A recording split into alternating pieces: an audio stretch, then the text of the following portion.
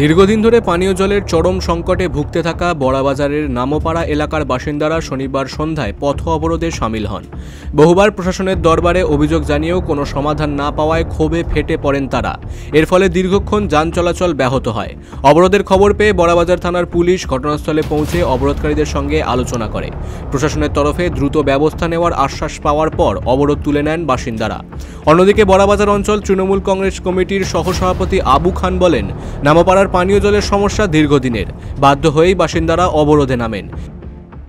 আজকে যারা পথ অবরোধে সামিল হয়েছে তাদের সত্যিকারের জলের প্রয়োজন এবং তারা হয় দরিদ্র না হয় মধ্যবিত্ত পরিবারের সদস্য।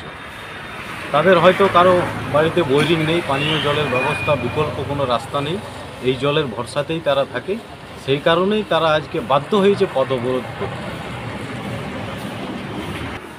দলীয়ভাবে ব্যবস্থা বলতে ঘটনাটা ফোন মারফতে শোনার পরে আমি তৎক্ষণাৎ সেই স্থানে যাওয়ার ফলে দেখি যে ওখানে প্রশাসনের লোকজন অলরেডি আগের থেকেই ছিলেন এবং তারা আশ্বস্ত করেন যে সমাধান করবে বলে। আবুল খান জানান, দলীয়ভাবে দ্রুত সমস্যার সমাধানের চেষ্টাও করা হবে। Bureau report, big news Bangla.